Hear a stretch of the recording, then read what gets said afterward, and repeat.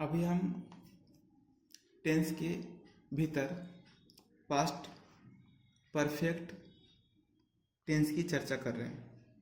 Past perfect tense के ऊपर हम बात कर रहे हैं।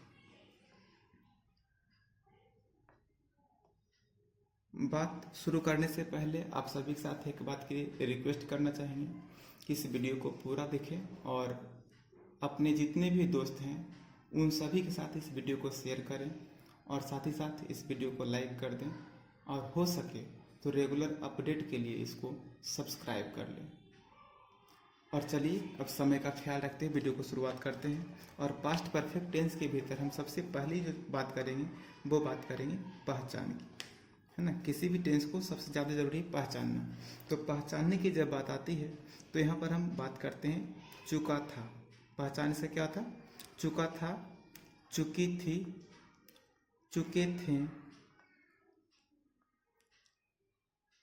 इसके अलावा या था, ई थी। और विशेष बात करें तो इसमें दो क्रियाएं होता है, दो क्रियाएं। चुका था, चुकी थी, चुके थे प्लस दो क्रियाएं। ये क्रियाएं कहने का मतलब क्या है? क्रिया अर्थात आना, जाना, खाना, पीना। और ये क्रिया एक ही सेंटेंस के भीतर दो बार आता है, एक ही सेंटेंस के भीतर दो बार आता है। अब ये कैसे आता है इसको हम आगे देखेंगे, लेकिन सबसे पहले अगर हम इसकी बनावट यानी स्ट्रक्चर के ऊपर बात करें जिसको हम नियम बोलते हैं, तो नियम को अगर गौर करेंगे तो नियम इसका होता है subject plus had plus V3 plus object. अब यहाँ पर एक चीज ये ऐड करता है अपने साथ में जिसको बोलते हैं B4, और तब इसके साथ एक दूसरा ऐड होता है subject plus V2 plus object. अब यहाँ पर आपके दिमाग में दो सवाल आ सकता है कि सर एक सेंटेंस के लिए तो एक स्ट्रक्चर ये हो गया और एक स्ट्रक्चर ये हो गया, ये बीच में कनेक्टर का काम कर गया, लेकिन इसको लिखने का मतलब क्या है? इसको लिखने का मतलब मेरे भाई यह है कि सबसे पहले हम बात किए थे दो क्रियाएं के लिए, है ना। तो एक होता है पहली क्रिया, एक होता है पहली क्रिया और दूसरा होता है दूसरी क्रिया। दूसरा क्या होता है? दूसरी क्रिया। और ये पहली क्रिया दूसरी क्रिया का सेंस क्या है इसको समझने के लिए क्या करते हैं, एक एग्जाम्पल लेते हैं। क्या लेते हैं? एक एग्जाम्पल लेते हैं। और एग्जाम्पल हम देखने के लिए सबसे पहले लिखते हैं एक सवाल। और ये सवाल क्या है? डॉक्टर के आने के पहले, डॉक्टर के आने के पहले, यहाँ हमने क्या जोड़ा? के पहले। डॉक्टर के आने के पहले, तो हम ये बोल सकते कि डॉक्टर के आने के पहले। अब जाहिर सी बात है कि डॉक्टर अगर आएगा तो कोई ना कोई पेशेंट होगा, इसका मतलब क्या हो गया? रोगी मर चुका था। बड़ा ही सिंपल सेंटेंस है, डॉक्टर के आने के पहले रोगी मर चुका था। अब यहाँ पर क्या देख रहे कि एक सेंटेंस डॉक्टर के आना और दूसरा सेंटेंस है रोगी का मर जाना। तो इस दो सेंटेंस में दो क्रिया है, एक क्रिया है आना और दूसरा क्रिया है मरना। तो कौन सा क्रिया पहले घटित हुआ और कौन सा क्रिया बाद में घटित हुआ ये देखना जरूरी है। तो डॉक्टर के आने के पहले रोगी मर चुका था, मतलब डॉक्टर बाद में आया और रोगी पहले मर गया। तो जो पहले मर गया उसको हम क्या बोलेंगे? First verb. क्या बोलेंगे? First verb. और जो बाद में हुआ उसको हम क्या बोलेंगे? Second verb. क्या बोलेंगे? Second verb. इसका मतलब है कि जो पहले घटा उसको हम पहले बनाएंगे और जो बाद में घटा उसको हम बाद में बनाएंगे और जो बीच में हुआ उसको हम बीच में रखेंगे। इसका मतलब है कि सबसे पहले शुरुआत करने के लिए हमको क्या देना है? सब्जेक्ट। तो सब्जेक्ट क्या है? रोगी यानी the patient, PATIENT। The patient क्या हो गया? सब्जेक्ट हो गया। अब नियम क्या कहता है कि सब्जेक्ट के बाद क्या दीजिए? हेड। तो यहाँ पर हम क्या देंगे? हेड। अब V3 का प्रयोग करने के लिए कहता है, तो V3 क्या है? मरना। तो यहाँ क्या हम बोलेंगे? डाइड। अब इसमें ऑब्जेक्ट है और सेंटेंस में ऑब्जेक्ट नहीं है, तो हम क्या करेंगे? आगे बढ़ेंगे और आगे क्या लिखा? के पहले, तो के पहले के इंग्लिश में क्या जान रहे हैं, बिफोर, तो यहाँ हम सेट कर देंगे बिफोर। इतना में कोई दिक्कत नहीं है, बिफोर जोड़ने के लिए था हम जोड़ दिए। अब क्या कहता है दूसरा क्रिया कि सबसे पहले सब्जेक्ट चाहिए, तो सब्जेक्ट क्या है, डॉक्टर, तो इसको क्या लिखेंगे, द डॉक्टर। फिर क्या कह रहा देने के लिए, V2, तो यहाँ पर डॉक्टर के आने, तो आना क्रिया है, आना की इंग्लिश कम होता है, और V2 अगर देखें तो केम होता है। यहाँ ये क्या दिया हुआ, V2, ये क्या दिया हुआ है, V3। ये हमने आपके सामने एक एग्जाम्पल रख दिया। अब इसी तरह से जब हम आगे बढ़ेंगे तो अन्य एग्जाम्पल भी देखते हैं, और उसको देखने के बाद और क्लियर करते हैं कि ऐसे ही कर करके सारा का सारा सेंटेंस आपके साथ बनना शुरू हो जाएगा। एक सेंटेंस लेते हैं कि मेरे आने के पहले, मेरे आने के पहले, और आप लोग अगर जानकारी में हैं तो बना सकते हैं मेरे साथ साथ, है ना। मेरे आने के पहले राम सो चुका था, मेरे आने के पहले राम सो चुका था। चलिए, जिन भी भाई को जानकारी है पहले से बनाइए, और हम बनाते हैं, आप मिलाइए। तो यहाँ क्या देख रहे हैं, मेरे आने के पहले राम सो चुका था, मतलब पहले राम सो गया था तब मैं आया। इसका मतलब है कि राम सो चुका था पहली क्रिया है, और इस एरो के हिसाब से राम सो चुका था को पहले बनाएंगे। तो हम क्या बनाएंगे, Ram had slept, sleep means सोना होता है, और स्लेप्ट इसका V3 है। अब के पहले का इंग्लिश देंगे हम बिफोर, क्या देंगे हम, बिफोर। तब आता है सब्जेक्ट, तो मेरे का इंग्लिश माई होता है, पर यहाँ ध्यान रखेंगे सब्जेक्ट प्रयोग करना है, और सब्जेक्टिव केस आई होता है। हमको फिर क्या देना है, V2, तो आना की इंग्लिश कम, और हमको प्रयोग करना है केम, तो ये हो गया यहाँ पर V2, और ये हो गया यहाँ पर V3। अब एक सेंटेंस हम और लेते हैं समझने के लिए, ताकि कोई दिक्कत नहीं हो। सेंटेंस क्या है, पुलिस के आने के पहले, पुलिस के आने के पहले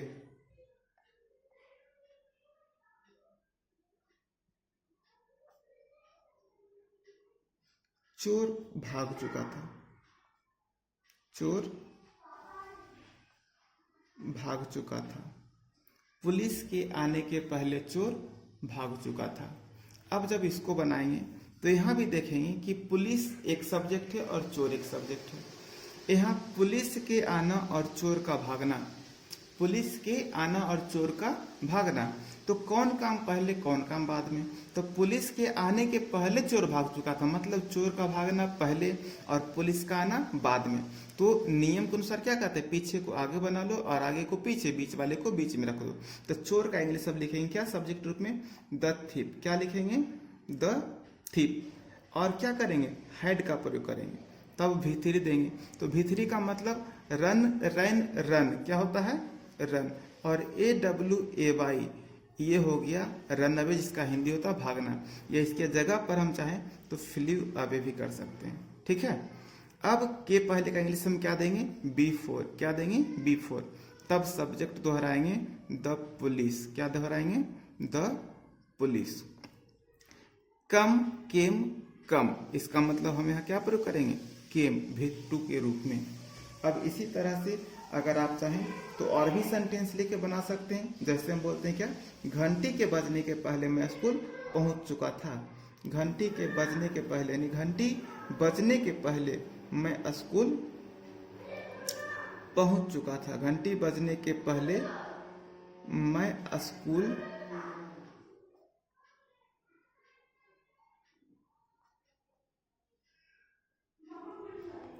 पहुंच चुका था के पहले। अब देखिए घंटी बजना बाद में, स्कूल पहुंचना पहले, तो सबसे पहले क्या बनाएंगे, I had reached the school before. घंटी बजना मतलब द बेल, रिंग, रैंग, रंग, ये V2 हो गया रैंग। तो इस तरह से सेंटेंस बनाते जाएंगे और बनता जाएगा। ध्यान रखेंगे क्रिया में कौन सा क्रिया पहले घटित हुआ और कौन सा क्रिया बाद में घटित हुआ। ये सारा जो टाइप हमने लिया है, ये सारा का सारा टाइप, ये सब एक टाइप पे आधारित है ना। अब इसी में कहीं कहीं बिफोर के जगह पर आफ्टर का प्रयोग हो सकता है, कहीं कहीं बिफोर के जगह पर आफ्टर का प्रयोग हो सकता है। तो चलिए एक सेंटेंस हम आफ्टर पे देखते हैं समझने के लिए। और ये सेंटेंस हम लेते हैं क्या, गाड़ी खुलने के बाद मैं स्टेशन पहुंचा। गाड़ी खुलने के बाद मैं स्टेशन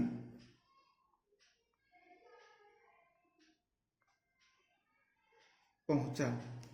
अब देखेंगे ध्यान से, एक क्रिया क्या है, गाड़ी का खुलना, और दूसरा है मेरा स्टेशन पहुंचना। तो इसका मतलब हुआ क्या कि गाड़ी खुलने के बाद मैं स्टेशन पहुंचा, मतलब गाड़ी पहले खुली और स्टेशन में बाद में पहुंचा। तो यहाँ पर क्या करेंगे, जो क्रिया पहले हुआ है, जो क्रिया पहले हुआ उसको आफ्टर प्लस पास्ट परफेक्ट में रखेंगे, और जो क्रिया बाद हुआ उसको पास्ट इंडेफिनिट में रखेंगे। इसका मतलब है पास्ट इंडेफिनिट का मतलब यहाँ कहने का अर्थ है कि subject plus V2 plus object वाली अवस्था में रखेंगे, subject plus V2 plus object वाली अवस्था में रखेंगे। तो अब इसको बनाइए, क्या बनेगा, मैं स्टेशन पहुंचा मतलब आई रिच्ड द स्टेशन, STATION। अब क्या दिख रहा है, आफ्टर, आफ्टर का मतलब AFTER, आफ्टर। अब क्या, गाड़ी खुलने के, तो यहाँ पर हम क्या बोलेंगे, गाड़ी का मतलब द ट्रेन, स्टेशन की बात कर रहे हैं तो द ट्रेन लिखते हैं, और अगर स्टेशन की बात हम नहीं करते हैं तो द वैन का प्रयोग कर लेते हैं, है ना। लेकिन स्टेशन पे तो गाड़ी ट्रेन ही होगी ना, ये एक सेंस है, इस वजह से हम क्या लिख दें सब्जेक्ट रूप में, द ट्रेन। अब यहाँ हम क्या बोलेंगे, the train had started, the train had started, ये क्या हो गया, V3 हो गया। The train had started, the train had started. आप इस तरह से आफ्टर वाले सेंटेंस का यूज करेंगे।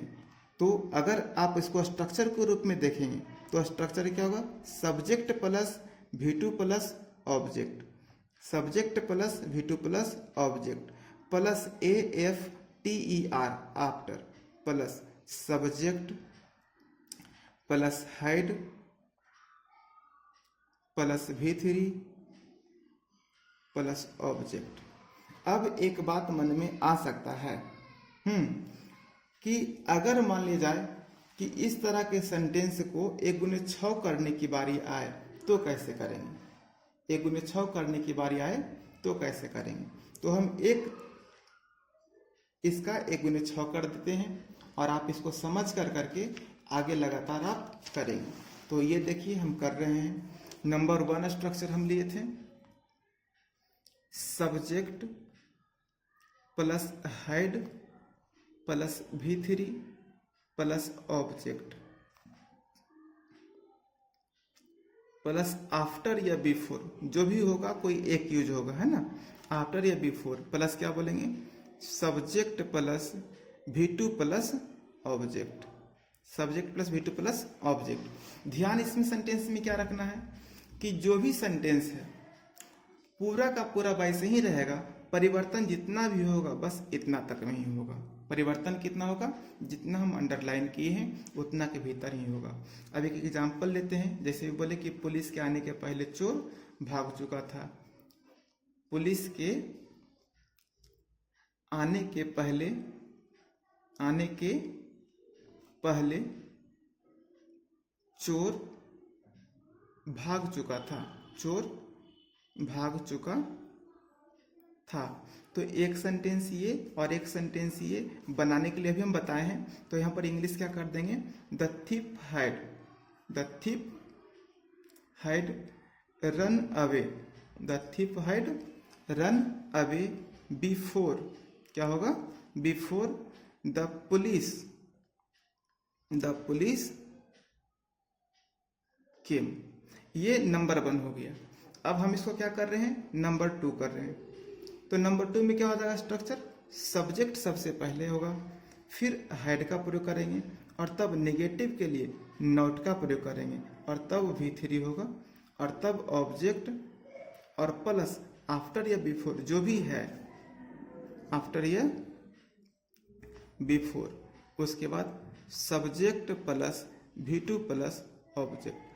क्या आप समझ रहे हैं यहाँ तक में कि जितना भी परिवर्तन है सिर्फ आगे के यहाँ तक में, बाकी जो भी है सेम टू सेम उसको रखने की आवश्यकता है। ठीक है, तो हम आगे क्या करेंगे, यहाँ तक का स्ट्रक्चर लिखेंगे, बाकी लाइनिंग करके प्रश्नवाचक चिन्ह का यूज करेंगे। तो अब सेंटेंस यहाँ देखते कि पुलिस के आने के पहले चोर नहीं भाग चुका था। अब जो निगेटिव भाव होगा ना, इसमें यही होगा कि चोर नहीं भाग चुका था, चोर नहीं भाग चुका था। तो नेगेटिव हम किस पार्ट को किए, चोर नहीं भाग चुका था ना, तो इस पार्ट को अब यहां नेगेटिव करेंगे कि the thief had not run away. Before का प्रयोग, before the police came. Clear हो गया। अब हम इसको तीसरा करेंगे यानी कि इंट्रोगेटिव बनाएंगे। तो इंट्रोगेटिव पार्ट में क्या होता है, हेड को हम सबसे पहले आगे ले आते हैं और तब क्या करते हैं, सब्जेक्ट देते हैं और तब क्या करते हैं V3, अब प्लस ऑब्जेक्ट आएगा और इसको पूरा अगर याद करें तो हम क्या बताएं कि इसके बाद जो भी होगा सब सेम टू सेम सेट करना होता है। और जब शुरुआत वाक्य का करेंगे तो हिंदी के बनावट में हम क्या करेंगे, क्या पुलिस के आने के पहले, पुलिस के आने के पहले चोर भाग चुका था, चोर भाग चुका था। ये देखिए पूरा हिंदी कंप्लीट हो गया इस तरह से। बीच का पार्ट सिर्फ सेट करना है। क्या पुलिस के आने के पहले चोर भाग चुका था, तो यहां हम क्या करेंगे बनावट में, hide the thief, hide the thief run away before the police came. अब फोर्थ नंबर पे जाएंगे तो इंटेरोगेटिव प्लस नेगेटिव होगा। यहां पर क्या होगा स्ट्रक्चर, वही सेम चीज, hide plus subject, hide plus subject plus negative के लिए नॉट और प्लस V3 का प्रयोग करेंगे और बाकी शेष जैसे है सिर्फ वैसे आप सेट कर दीजिए और लास्ट में एक प्रश्नवाचक चिन्ह दीजिए थे, क्वेश्चन मार्क, है ना। अब सेंटेंस क्या हो जाएगा, क्या पुलिस के आने के पहले चोर नहीं भाग चुका था, क्या पुलिस के आने के पहले चोर नहीं भाग चुका था, पुलिस के आने के पहले चोर नहीं भाग चुका था, चोर नहीं भाग चुका था।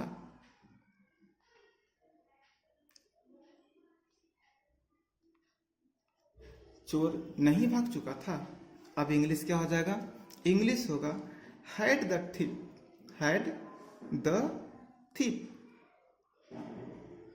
Not run away, not run away before the police came, before the police came. 5 number पे आते हैं तो 5 नंबर का स्ट्रक्चर कहता है कि सबसे पहले WH क्वेश्चन का अर्थात पर WH वर्ड का प्रयोग करने के लिए, तब hide plus subject plus V3 और प्लस सेम टू सेम जो भी कुछ दिया गया उसको सेट करना है और लास्ट में प्रश्नवाचक चिन्ह का प्रयोग करना है।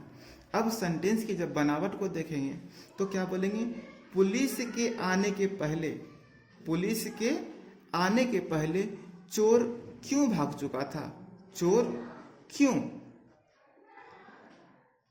भाग चुका था, चोर क्यों भाग चुका था, पुलिस के आने के पहले चोर क्यों भाग चुका था। तो हमने यूज क्या किया शब्द क्यों, तो क्यों के लिए सबसे पहला शब्द हम क्या प्रयोग करेंगे, वाई। क्या प्रयोग करेंगे, why, why had the thief, why had the thief run away, run away before the police came, before the police came. Number 6 की बात करें तो हो जाएगा WH word plus had plus subject plus not plus V3 और plus dot dot dot.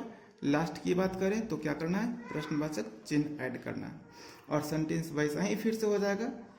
Police के आने के पहले चोर क्यों नहीं भाग चुका था, चोर क्यों नहीं भाग चुका था, चोर क्यों नहीं भाग चुका था। इसका मतलब चोर समझदार होगा नहीं, रीजन बतलाना कि चोर क्यों नहीं भाग चुका था, पुलिस के आने के पहले चोर क्यों नहीं भाग चुका था। तो हम यहाँ क्या बनाएंगे, सबसे पहले क्यों का मतलब वाई, एक काम कर दिए। दूसरा काम क्या है, हेड का प्रयोग करना। तीसरा काम है सब्जेक्ट देना। सब्जेक्ट क्या है, द थिंग। निगेटिव का प्रभाव है इसलिए नॉट का प्रयोग करेंगे और तब V3 का प्रयोग करेंगे, लिखेंगे रन अवे। अब कैसे समझता है, बिफोर द पुलिस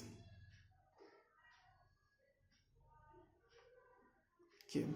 इस तरह से क्या देख रहे हैं कि यहाँ पर 1 गुने 6 करना आसान हो गया। यानी हेड वाले सेंटेंस में खासतौर पर जब डबल क्रिया आती है तो ये परेशानी होती है कि कैसे गुने 6 किया जाए। तो आपके लिए बेहतरीन तरीके से विथ स्ट्रक्चर एग्जाम्पल के साथ हमने यहाँ पर आपके लिए बनाया है। इसको आप देखें, समझें और समझने के बाद इसको आप बार बार प्रैक्टिस कर करके दिमाग में, जहन में उतार लें और फिर किताब का जो एक्सरसाइज है उसको बनाकर आप पूरा कंप्लीट कर लें। और अगर मन करे तो आप इसी के साथ एक नोट्स तैयार कर सकते हैं, है ना। आप अगर मेरे लिए कुछ कर सकते तो अपने दोस्तों के साथ में शेयर कर करके मेरा हौसला बढ़ा सकते हैं, है ना। चलिए एक बात इसके साथ हम और सेट करते हैं। इसी सेंटेंस में एक टाइप और आता है जिसमें अगर विशेष तौर पे बात करें तो सब्जेक्ट साथ में हेड का प्रयोग होता है और यहाँ पर एक शब्द आता है जिसको हम बोलते हैं already, already plus V3 plus object. ये ऑलरेडी जो शब्द है ना, ये भी शब्द इंडिकेट करता है कि कोई काम सचमुच में पहले ही हो चुका है, पहले ही हो चुका था। ऑलरेडी का हिंदी क्या होता है, पहले ही। हिंदी क्या होता है, पहले ही। इसी हिंदी के इसको क्या पढ़ते हैं, ऑलरेडी। अब इसके अलावा बात हम विशेष करें तो सेंटेंस देखते हैं कि तुम पहले ही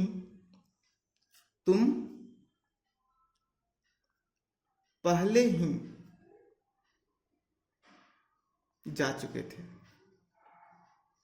तुम पहले ही जा चुके थे। यहाँ क्या मिला, पहले ही। इसलिए अब सेंटेंस जब बनाएंगे तो क्या होगा, सब्जेक्ट सबसे पहले यानी कि यू, और यू के साथ में क्या लगाना है, हेड। क्या लगाना है, हेड। अब जोड़ना क्या है, ऑलरेडी। क्यों, इसका हिंदी होता है पहले ही। हिंदी क्या होता है, पहले ही। और जाना इंग्लिश क्या देंगे, कौन, कहाँ जा चुका था, ऑब्जेक्ट नहीं पता। ठीक है, इस तरह से इसको भी आप बनाएंगे और पूरा कंप्लीट बन जाएगा। इसका जब 1 गुने 6 करेंगे तो क्या होगा, subject plus had plus not plus already plus V3 plus object. Sentence क्या हो जाएगा, तुम पहले ही नहीं जा चुके थे, तुम पहले ही नहीं जा चुके थे, मतलब you had not already gone. तीसरा करेंगे तो तीसरा क्या होगा, head plus subject plus already plus V3 plus object और प्लस प्रश्नवाचक चिन्ह, प्रश्नवाचक चिन्ह।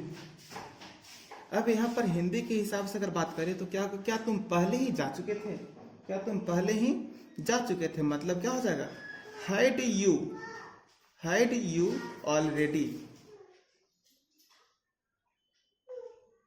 Gone, had you already goal. Number 4 पे जाएंगे तो क्या होगा, क्या तुम पहले ही नहीं जा चुके थे, मतलब had plus subject plus not plus already plus V3 और प्लस ऑब्जेक्ट और साथ में क्या देना है, प्रश्नवाचक चिन्ह। अब यहाँ पर क्या करेंगे, हम यहाँ पर बोलेंगे क्या तुम पहले ही नहीं जा चुके थे, मतलब had you not, had you not already, had you not already gone, already gone. इसके अलावा नंबर 5 पे बात करेंगे तो क्या होगा, WH क्वेश्चन, जिसका शुरुआत हम एक WH वर्ड से करेंगे और तब यहाँ पर क्या देंगे, हैड का प्रयोग करेंगे, हैड का प्रयोग करेंगे और तब क्या देंगे, सब्जेक्ट, साथ में V3 के जगह पर क्या प्रयोग करना, ऑलरेडी, और उसके बाद क्या देना है, V3 और तब देना है ऑब्जेक्ट और साथ में प्रश्नवाचक चिन्ह। अब यहाँ पर हम देख रहे हैं सेंटेंस क्या हो जाएगा, WH वर्ड सेट करेंगे तो तुम पहले ही कैसे जा चुके थे, तुम पहले ही क्यों जा चुके थे, तुम पहले ही क्यों जा चुके थे, तुम पहले ही क्यों जा चुके थे। क्यों का मतलब वाई, क्यों का मतलब why. Had you already, why had you already gone. और लास्ट जब 6 नंबर पे आएंगे तो 6 कहता है कि WH वर्ड सबसे पहले, तब had, subject negative not, already, V3 plus object, प्रश्नवाचक चिन्ह। अब क्या होगा, तुम पहले ही क्यों नहीं जा चुके थे, तो मतलब हम क्या बोलेंगे, वाई, तुम पहले ही क्यों नहीं जा चुके थे, मतलब वाई हैड यू, निगेटिव के लिए नॉट, ऑलरेडी।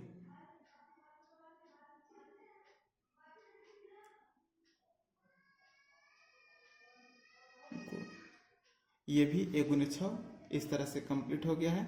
आप इसको देख लीजिए और जहाँ लगे कि सेंटेंस में हिंदी नहीं है उसको रिकैप कर थोड़ा सा पीछे कर करके देख लीजिए, साफ साफ आपको समझ में आ जाएगा। और इससे आप एग्जाम्पल बना करके अपना एक्सरसाइज कंप्लीट करें। और जो भी कुछ बचता है, अगर कोई दिक्कत परेशानी आपको आता है तो कमेंट कर कर हमें ज़रूर बताएं, है ना।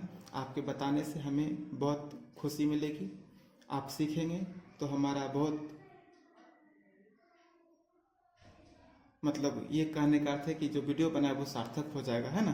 तो आप इसको सीख कर बेहतरीन तरीके से आप अपना एक्सरसाइज कंप्लीट करें और ज़रूर से ज़रूर आप इसको लाइक कर दें,